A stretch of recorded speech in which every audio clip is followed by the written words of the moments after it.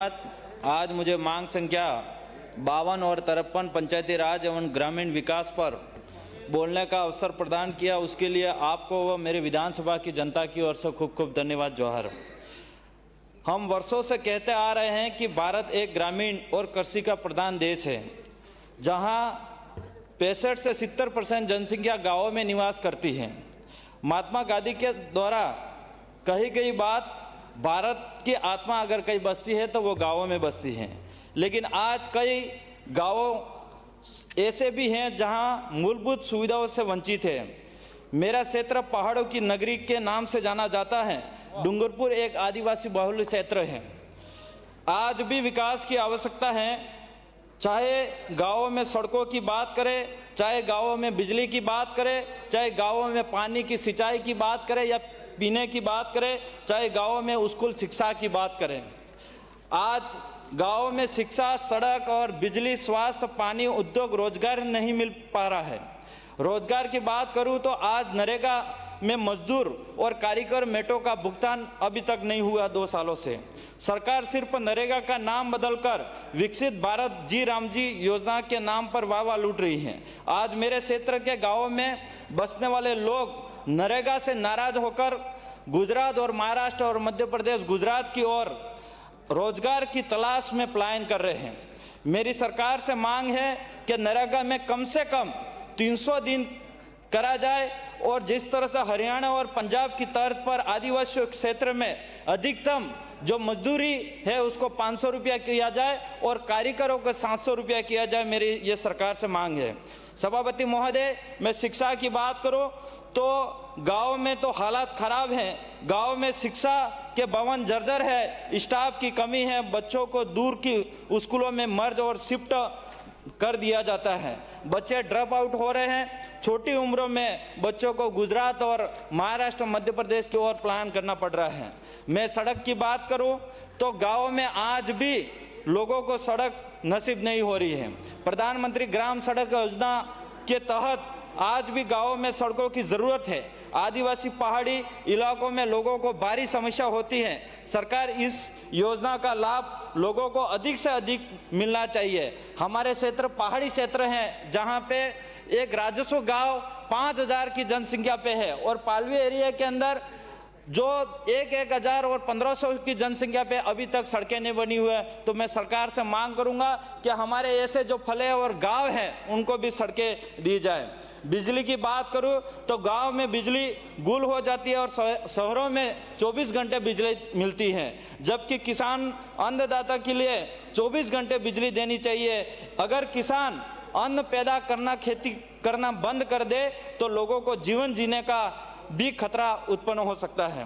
मैं ग्राम पंचायत की बात करूं तो सभापति महोदय, आज भी कई ग्राम पंचायतों के अंदर जो सीसी रोड की आवश्यकता है, नालियों की आवश्यकता है, जो सीसी रोड की जहां बनाने की जरूरत है वहां नालियां नहीं होने की वजह से पानी भर जाता है, तो वहां बारिश के टाइम में मच्छर पैदा होते हैं, कई लोग बीमार भी होते हैं। तो मैं ये मांग करूंगा अलग से इसका बजट दिया जाए पंचायत स्तर पे। जल संरक्षण की उपाय की बात करो, आज भी गाँव में कई एनीकट मरम्मत की आवश्यकता है।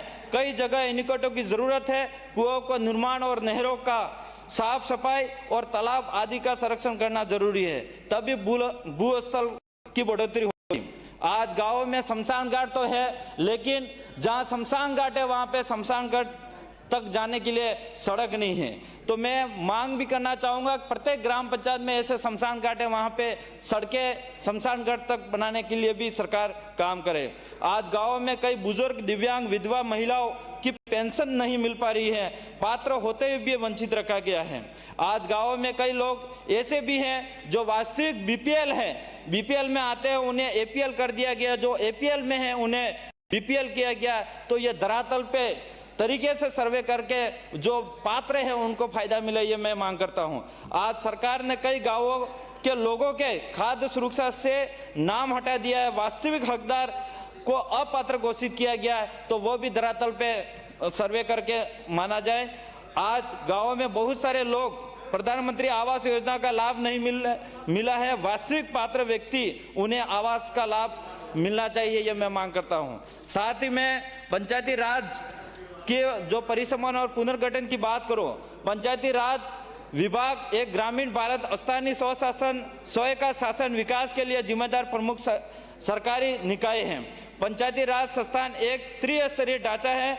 यह 73वां संविधान संशोधन अधिनियम 1993 के द्वारा स्थापित किया गया, जिसमें जिला परिषद सदस्य और पंचायत समिति सदस्य और ग्राम पंचायत। आज पूरे प्रदेश के ग्राम पंचायत का पुनर्गठन किया गया। आपने प्रदेश के अंदर 3000 से ऊपर नवीन ग्राम पंचायत बनाई गई है। नवीन ग्राम पंचायत बनाने का मुख्य आधार जो 2011 की जनसंख्या के अनुसार न्यूनतम जनसंख्या 2000 का निर्धारित मापदंड रखा गया था, लेकिन सरकार ने नियमों के विरोध में जाकर मात्र 1500 और 1700 की जनसंख्या पर भी नई ग्राम पंचायत बनाने का काम करा है। जो प्रस्ताव बनाने की प्रक्रिया कलेक्टर स्तर पर निर्धारित की गई थी, जो नवीन ग्राम पंचायत बनाई गई उस पर आपत्तियां आमंत्रित की गई।